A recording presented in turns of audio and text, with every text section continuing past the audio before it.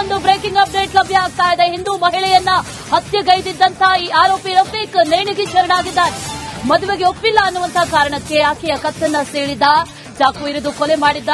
ಈಗ ರಫೀಕ್ ಆತ್ಮಹತ್ಯೆ ಮಾಡಿಕೊಂಡಿದ್ದಾನೆ. ಯಾವಾಗ ಪೊಲೀಸರು ಹುಡುಕಾಟವನ್ನ ನಡೆಸೋದಕ್ಕೆ ಆರಂಭ ಮಾಡಿದ್ರು ಆತನು ಕೂಡ ಹೆದರ್ಕೊಂಡು ಈಗ ಆತ್ಮಹತ್ಯೆಗೆ ಶರಣಾಗಿದ್ದಾನೆ. ಹಿಂದೂ ಮಹಿಳೆಯ ಹತ್ಯೆಗೈದಿದ್ದ ಈ ಆರೋಪಿ ಆತ ಈಗ ನೇಣಿಗೆ ಶರಣಾಗಿರೋದು. ನಿನ್ನೆ ಮಹಿಳೆಯ ಕತ್ತು ಸೆಳಿ ಹತ್ಯೆ ಮಾಡಿದ್ದ. ಆ ನಂತರದಲ್ಲಿ ಆತನನ್ನ ಬಂಧಿಸಬೇಕು ಅನ್ನುವಂತ ಆಗ್ರಹಗಳು ಕೂಡ ಕೇಳಿಬಂದು ಪೊಲೀಸರು ಕೂಡ ಆತನನ್ನ ಹುಡುಕೋದಕ್ಕೆ ತಂಡಗಳನ್ನ ರೆಡಿ ಮಾಡಿಕೊಂಡ್ರು. ಈಗ ಆತ ಆತ್ಮಹತ್ಯೆ ಮಾಡಿಕೊಂಡಿದ್ದಾನೆ ಅನ್ನುವಂತ ಮಾಹಿತಿ ಸದ್ಯಕ್ಕೆ ಲಭ್ಯ ಆಗ್ತಾ ಇರೋದು. ಸಾಕಷ್ಟು ಆಕ್ರೋಶಗಳು ವ್ಯಕ್ತವಾಯಿತು. ಅದರ ಜೊತೆಯಲ್ಲಿ ಯಲ್ಲಾಪುರ ಬಂದ್ಗೂ ಕೂಡ ಇವತ್ತು ಕರೆಯನ್ನ ನೀಡಿದ್ರು. ಎಲ್ಲಾ ಬೆಳವಣಿಗೆಗಳನ್ನ ಗಮನಿಸಿದಂತ ರಫೀಕ್ ಈಗ ಆತ್ಮಹತ್ಯೆಗೆ ಶರಣಾಗಿದ್ದಾರೆ. ರಂಜಿತಾ ಹತ್ಯೆ ಸಾಕಷ್ಟು ದೊಡ್ಡ ವಿವಾದವನ್ನ ಸೃಷ್ಟಿ ಮಾಡಿತ್ತು. ಈ ಹತ್ಯೆ ಮಾಡಿದಂಥವನನ್ನ ತಕ್ಷಣ ಬಂಧಿಸಬೇಕು, ಕ್ರಮ ಕೈಗೊಳ್ಳಬೇಕು ಅನ್ನುವಂಥದ್ದನ್ನ ಹಿಂದೂಪರ ಸಂಘಟನೆಗಳು ಕೂಡ ಕೇಳ್ಕೊಂಡಿದ್ವು, ಆಗ್ರಹ ಮಾಡಿದ್ವು. ಮಾಡದೇ ಇದ್ರೆ ಯಲ್ಲಾಪುರ ಬಂದ್ಗೆ ಕರೆ ನೀಡಲಾಗಿತ್ತು. ಆ ನಿಟ್ಟಿನಲ್ಲಿ ಇವತ್ತು ಯಲ್ಲಾಪುರ ಬಂದ್ಗೂ ಕೂಡ ಸಿದ್ದತೆಗಳನ್ನು ಮಾಡಿಕೊಳ್ಳಲಾಗಿತ್ತು. ಇದರ ಮಧ್ಯದಲ್ಲಿ ನಡೆದಿರುವಂತಹ ಬೆಳವಣಿಗೆ ಅಂತಂದ್ರೆ ಆರೋಪಿ ರಫೀಕ್ ಆತ್ಮಹತ್ಯೆಗೆ ಶರಣಾಗಿದ್ದಾನೆ ಅನ್ನೋ ಮಾಹಿತಿ. ಡೀಟೇಲ್ಸ್ ಅನ್ನ ಕೊಡ್ತಾರೆ ನಮ್ಮ ಪ್ರತಿನಿಧಿ ಶೇಷಗಿರಿ. ದೂರವಾಣಿ ಸಂಪರ್ಕದಲ್ಲಿದ್ದಾರೆ ಶೇಷಗಿರಿ. ಆರೋಪಿ ರಫೀಕ್ಗಾಗಿ ಪೊಲೀಸರು ಹುಡುಕಾಟ ನಡೆಸ್ತಾ ಇದ್ರು. ಈತ ಈಗ ಆತ್ಮಹತ್ಯೆಗೆ ಶರಣಾಗಿದ್ದಾನೆ ಅನ್ನೋ ಮಾಹಿತಿ. ಡೀಟೇಲ್ಸ್ ಅನ್ನ ಕೊಡೋದಾದ್ರೆ. ಹೌದು ಅಶ್ವಿನಿ, ಉತ್ತರ ಕನ್ನಡ ಜಿಲ್ಲೆ ಯಲ್ಲಾಪುರದಲ್ಲಿ ನಡೆದಂತ ಘಟನೆ. ನಿನ್ನೆ ಮಧ್ಯಾಹ್ನ ರಂಜಿತಾ ಬನ್ಸೋಡೆ ಎಂಬಾಕೆಯನ್ನ ರಫೀಕ್ ಇಮಾಮ್ ಸಾಬ್ ಕೊಲೆ ಮಾಡಿ ಪರಾರಿಯಾಗಿದ್ದ.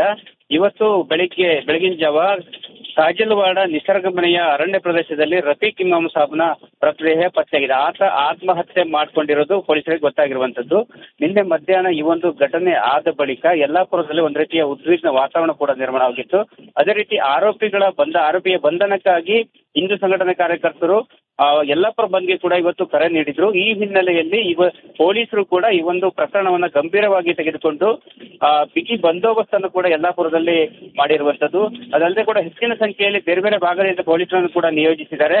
ಈ ಮಧ್ಯೆ ಆರೋಪಿಯ ಬಂಧನಕ್ಕಾಗಿ ಪೊಲೀಸರು ಅಂದ್ರೆ ಜಿಲ್ಲಾ ಪೊಲೀಸ್ ವರಿಷ್ಠಾಧಿಕಾರಿ ದೀಪಕ್ನವರ ನೇತೃತ್ವದ ಒಟ್ಟು 4 ತಂಡಗಳನ್ನು ಕೂಡ ಮಾಡಲಾಗಿದೆ.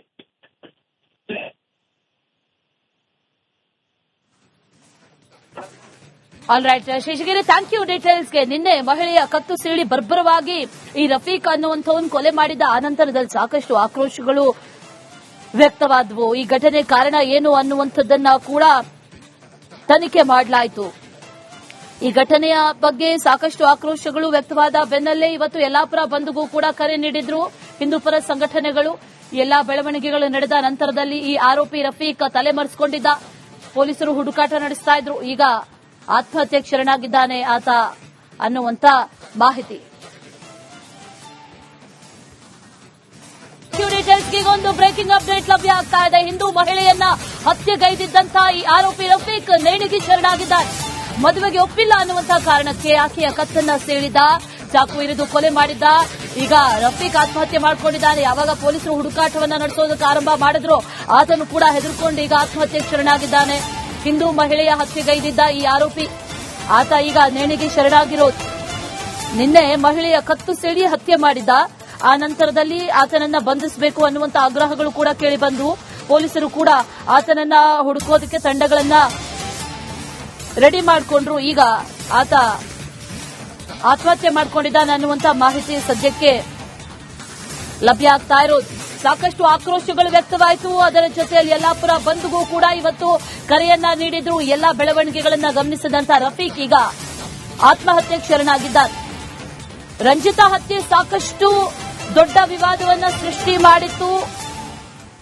ಈ ಹತ್ಯೆ ಮಾಡಿದಂಥವನನ್ನ ತಕ್ಷಣ ಬಂಧಿಸಬೇಕು, ಕ್ರಮ ಕೈಗೊಳ್ಳಬೇಕು ಅನ್ನುವಂಥದ್ದನ್ನ ಹಿಂದೂಪರ ಸಂಘಟನೆಗಳು ಕೂಡ ಕೇಳ್ಕೊಂಡಿದ್ವು, ಆಗ್ರಹ ಮಾಡಿದ್ವು. ಮಾಡದೇ ಇದ್ರೆ ಯಲ್ಲಾಪುರ ಬಂದ್ಗೆ ಕರೆ ನೀಡಲಾಗಿತ್ತು. ಆ ನಿಟ್ಟಿನಲ್ಲಿ ಇವತ್ತು ಯಲ್ಲಾಪುರ ಬಂದ್ಗೂ ಕೂಡ ಸಿದ್ದತೆಗಳನ್ನು ಮಾಡಿಕೊಳ್ಳಲಾಗಿತ್ತು. ಇದರ ಮಧ್ಯದಲ್ಲಿ ನಡೆದಿರುವಂತಹ ಬೆಳವಣಿಗೆ ಅಂತಂದ್ರೆ ಆರೋಪಿ ರಫೀಕ್ ಆತ್ಮಹತ್ಯೆಗೆ ಶರಣಾಗಿದ್ದಾನೆ ಅನ್ನೋ ಮಾಹಿತಿ. ಡೀಟೇಲ್ಸ್ ಅನ್ನ ಕೊಡ್ತಾರೆ ನಮ್ಮ ಪ್ರತಿನಿಧಿ ಶೇಷಗಿರಿ. ದೂರವಾಣಿ ಸಂಪರ್ಕದಲ್ಲಿದ್ದಾರೆ Sheshagiri.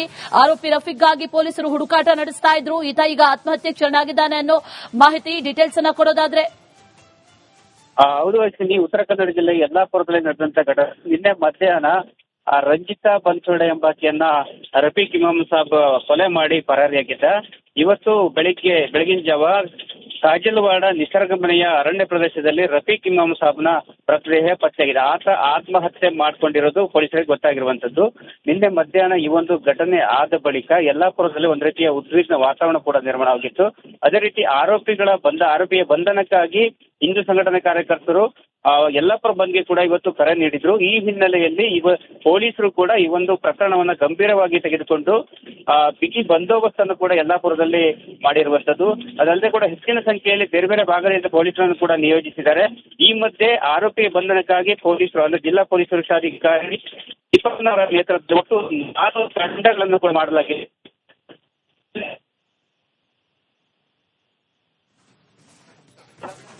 All right Sheshagiri, thank you ಡೀಟೇಲ್ಸ್ಗೆ. ನಿನ್ನೆ ಮಹಿಳೆಯ ಕತ್ತು ಸೀಳಿ ಬರ್ಬರವಾಗಿ ಈ ರಫೀಕ್ ಅನ್ನುವಂಥವನ್ನ ಕೊಲೆ ಮಾಡಿದ ಅನಂತರದಲ್ಲಿ ಸಾಕಷ್ಟು ಆಕ್ರೋಶಗಳು ವ್ಯಕ್ತವಾದವು. ಈ ಘಟನೆ ಕಾರಣ ಏನು ಅನ್ನುವಂಥದ್ದನ್ನ ಕೂಡ ತನಿಖೆ ಮಾಡಲಾಯಿತು.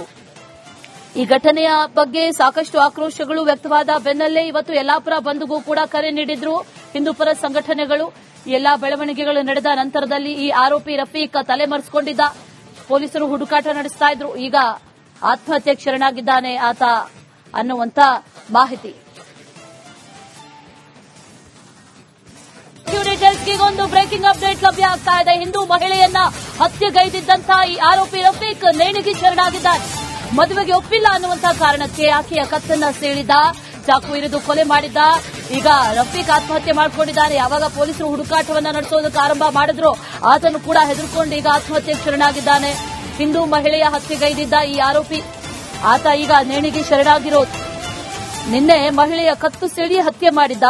ಆ ನಂತರದಲ್ಲಿ ಆತನನ್ನ ಬಂಧಿಸಬೇಕು ಅನ್ನುವಂತ ಆಗ್ರಹಗಳು ಕೂಡ ಕೇಳಿಬಂದು ಪೊಲೀಸರು ಕೂಡ ಆತನನ್ನ ಹುಡುಕೋದಕ್ಕೆ ತಂಡಗಳನ್ನ ರೆಡಿ ಮಾಡಿಕೊಂಡ್ರು. ಈಗ ಆತ ಆತ್ಮಹತ್ಯೆ ಮಾಡಿಕೊಂಡಿದ್ದಾನೆ ಅನ್ನುವಂತ ಮಾಹಿತಿ ಸದ್ಯಕ್ಕೆ ಲಭ್ಯ ಆಗ್ತಾ ಇರೋದು. ಸಾಕಷ್ಟು ಆಕ್ರೋಶಗಳು ವ್ಯಕ್ತವಾಯಿತು. ಅದರ ಜೊತೆಯಲ್ಲಿ ಯಲ್ಲಾಪುರ ಬಂದ್ಗೂ ಕೂಡ ಇವತ್ತು ಕರೆಯನ್ನ ನೀಡಿದ್ರು. ಎಲ್ಲಾ ಬೆಳವಣಿಗೆಗಳನ್ನ ಗಮನಿಸಿದಂತ ರಫೀಕ್ ಈಗ ಆತ್ಮಹತ್ಯೆಗೆ ಶರಣಾಗಿದ್ದಾರೆ. ರಂಜಿತಾ ಹತ್ಯೆ ಸಾಕಷ್ಟು ದೊಡ್ಡ ವಿವಾದವನ್ನ ಸೃಷ್ಟಿ ಮಾಡಿತ್ತು. ಈ ಹತ್ಯೆ ಮಾಡಿದಂಥವನನ್ನ ತಕ್ಷಣ ಬಂಧಿಸಬೇಕು, ಕ್ರಮ ಕೈಗೊಳ್ಳಬೇಕು ಅನ್ನುವಂಥದ್ದನ್ನ ಹಿಂದೂಪರ ಸಂಘಟನೆಗಳು ಕೂಡ ಕೇಳ್ಕೊಂಡಿದ್ವು, ಆಗ್ರಹ ಮಾಡಿದ್ವು. ಮಾಡದೇ ಇದ್ರೆ ಯಲ್ಲಾಪುರ ಬಂದ್ಗೆ ಕರೆ ನೀಡಲಾಗಿತ್ತು. ಆ ನಿಟ್ಟಿನಲ್ಲಿ ಇವತ್ತು ಯಲ್ಲಾಪುರ ಬಂದ್ಗೂ ಕೂಡ ಸಿದ್ದತೆಗಳನ್ನು ಮಾಡಿಕೊಳ್ಳಲಾಗಿತ್ತು. ಇದರ ಮಧ್ಯದಲ್ಲಿ ನಡೆದಿರುವಂತಹ ಬೆಳವಣಿಗೆ ಅಂತಂದ್ರೆ ಆರೋಪಿ ರಫೀಕ್ ಆತ್ಮಹತ್ಯೆಗೆ ಶರಣಾಗಿದ್ದಾನೆ ಅನ್ನೋ ಮಾಹಿತಿ. ಡೀಟೇಲ್ಸ್ ಅನ್ನ ಕೊಡ್ತಾರೆ ನಮ್ಮ ಪ್ರತಿನಿಧಿ ಶೇಷಗಿರಿ.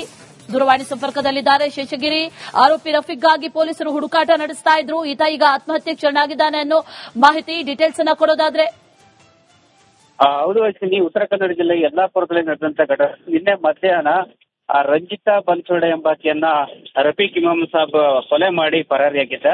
ಇವತ್ತು ಬೆಳಗಿನ ಜಾವ ಕಾಜಲ್ವಾಡ ನಿಸರ್ಗಮನೆಯ ಅರಣ್ಯ ಪ್ರದೇಶದಲ್ಲಿ ರಫೀಕ್ ಇಮಾಮ್ ಸಾಬ್ನ ಮೃತದೇಹ ಪತ್ತೆಯಾಗಿದೆ. ಆತ ಆತ್ಮಹತ್ಯೆ ಮಾಡಿಕೊಂಡಿರೋದು ಪೊಲೀಸರಿಗೆ ಗೊತ್ತಾಗಿರುವಂತದ್ದು. ನಿನ್ನೆ ಮಧ್ಯಾಹ್ನ ಈ ಒಂದು ಘಟನೆ ಆದ ಬಳಿಕ ಯಲ್ಲಾಪುರದಲ್ಲಿ ಒಂದು ರೀತಿಯ ಉದ್ವಿಗ್ನ ವಾತಾವರಣ ಕೂಡ ನಿರ್ಮಾಣವಾಗಿತ್ತು.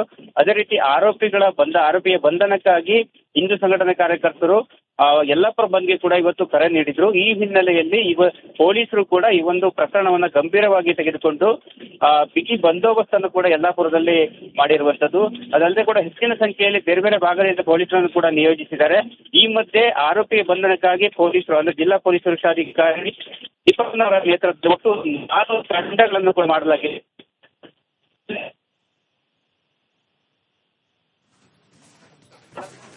All right Sheshagiri, thank you ಡೀಟೇಲ್ಸ್ಗೆ. ನಿನ್ನೆ ಮಹಿಳೆಯ ಕತ್ತು ಸೀಳಿ ಬರ್ಬರವಾಗಿ ಈ ರಫೀಕ್ ಅನ್ನುವಂಥವನ್ನ ಕೊಲೆ ಮಾಡಿದ ಅನಂತರದಲ್ಲಿ ಸಾಕಷ್ಟು ಆಕ್ರೋಶಗಳು ವ್ಯಕ್ತವಾದವು. ಈ ಘಟನೆ ಕಾರಣ ಏನು ಅನ್ನುವಂಥದ್ದನ್ನ ಕೂಡ ತನಿಖೆ ಮಾಡಲಾಯಿತು. ಈ ಘಟನೆಯ ಬಗ್ಗೆ ಸಾಕಷ್ಟು ಆಕ್ರೋಶಗಳು ವ್ಯಕ್ತವಾದ ಬೆನ್ನಲ್ಲೇ ಇವತ್ತು ಯಲ್ಲಾಪುರ ಬಂದ್ಗೂ ಕೂಡ ಕರೆ ನೀಡಿದ್ರು ಹಿಂದೂಪರ ಸಂಘಟನೆಗಳು. ಎಲ್ಲಾ ಬೆಳವಣಿಗೆಗಳು ನಡೆದ ನಂತರದಲ್ಲಿ ಈ ಆರೋಪಿ ರಫೀಕ್ ತಲೆಮರೆಸಿಕೊಂಡಿದ್ದ. ಪೊಲೀಸರು ಹುಡುಕಾಟ ನಡೆಸ್ತಾ ಇದ್ರು. ಈಗ ಆತ್ಮಹತ್ಯೆಗೆ ಶರಣಾಗಿದ್ದಾನೆ ಆತ ಅನ್ನುವಂತ ಮಾಹಿತಿ.